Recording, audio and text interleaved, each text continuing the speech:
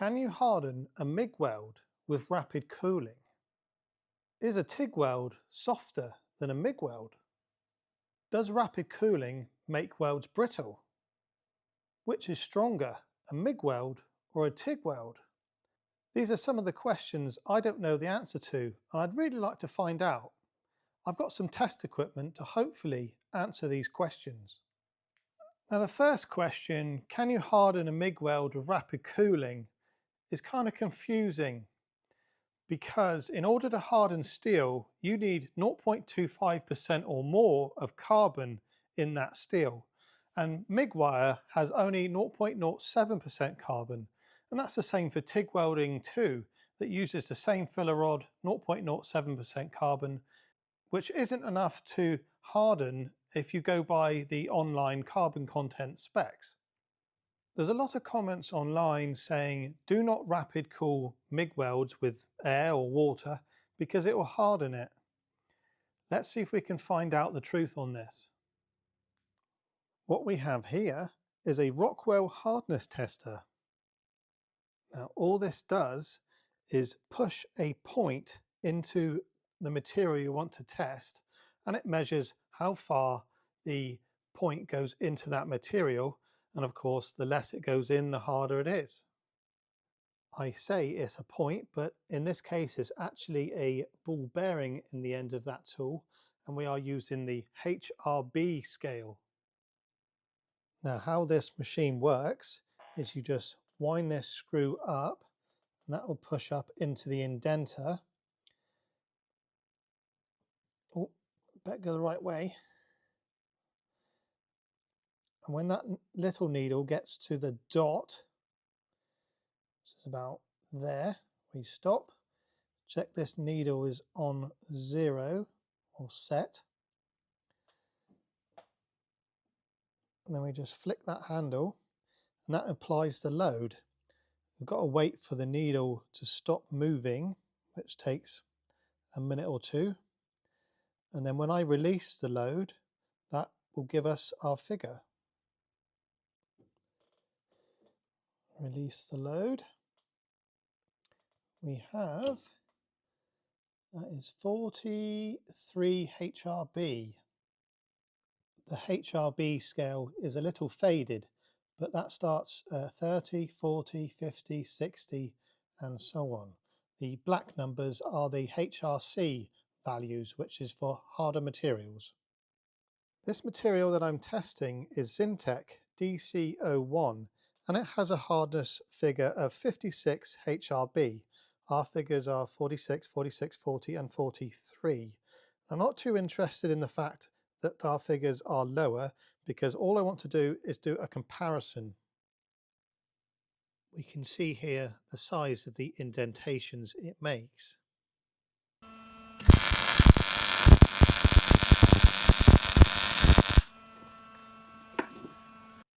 I'll just let this cool down naturally. It's still warm at the moment.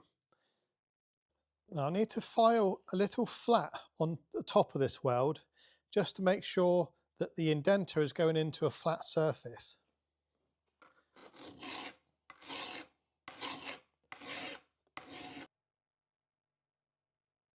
Okay, let's see what we get.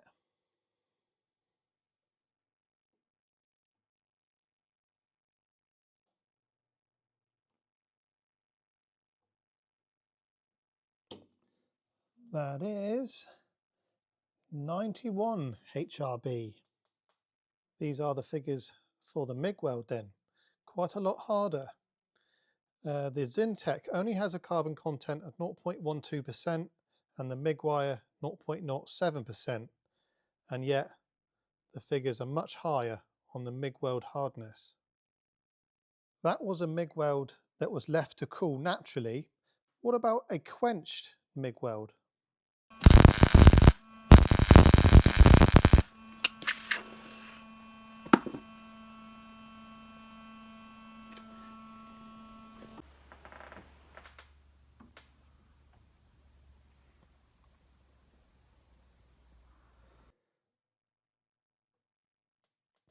We have 102 HRB. There is a slight increase in hardness then, 102 versus 91, and then 46 was the base material. Not a massive difference between the normally cooled and the quenched.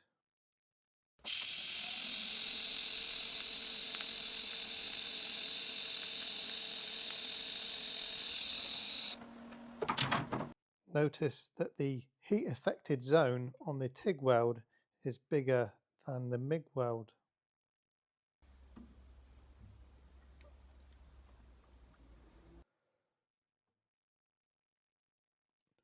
We have 90 HRB. There you go then, a TIG weld, exactly the same hardness as a MIG weld, and that is what you'd expect using the same MIG wire that doesn't really harden when you quench it.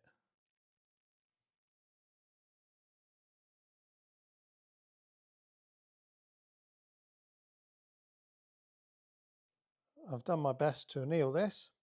Let's see what this one is to start with, because that was the water quenched MIG weld.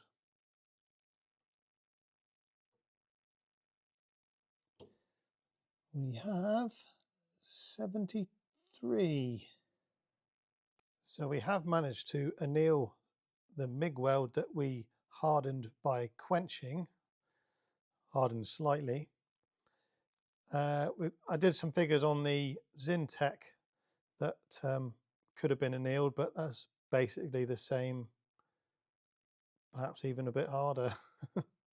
What about work hardening? I bet if I hit this with a hammer, we can increase these figures.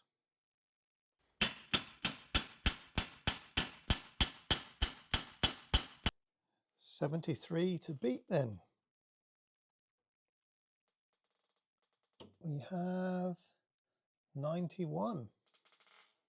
Work hardening took it up to the same figures as a TIG or a MIG weld that's been left to cool naturally.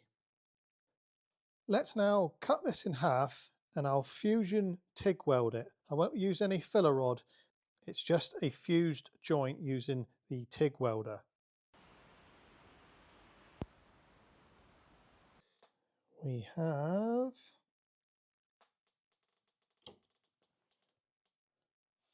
50. There we have the fusion weld. Is definitely the softest, and I imagine this is why people are saying that TIG welding leaves a softer weld.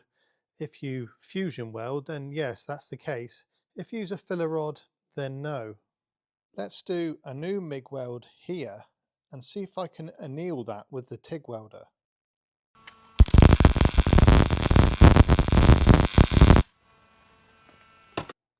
The new MIG weld has a hardness of 88.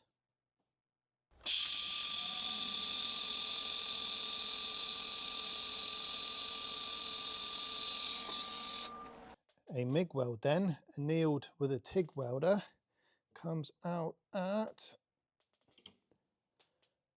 84. Not a big difference. Can you anneal a MIG weld with a TIG welder? Not really. If you want to anneal it, you can use gas. There's one more test that I want to do with this piece. I'm going to heat a corner of this up to cherry red, and then I'm going to quench it with water and see what hardness figure we can get. At the moment, in the annealed Zr+Ti state, these are the figures here. Let's see what figures we can get it to.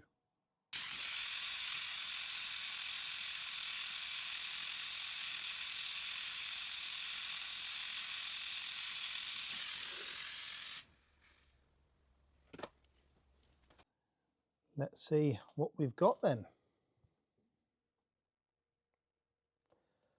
That is 68. Interesting. The standard Zr+Ti as it came was 46 HRB, and we've hardened it to 68 with quenching with water. That's kind of strange because the MIG weld 90-ish HRB, only 0.07% carbon, but the Zintech has 0.12% carbon, so that should have been harder than this, but it's not. Now, I think it's probably to do with the impurities in the MIG wire that has caused this elevated hardness. To summarise then, can you harden a MIG weld with rapid cooling?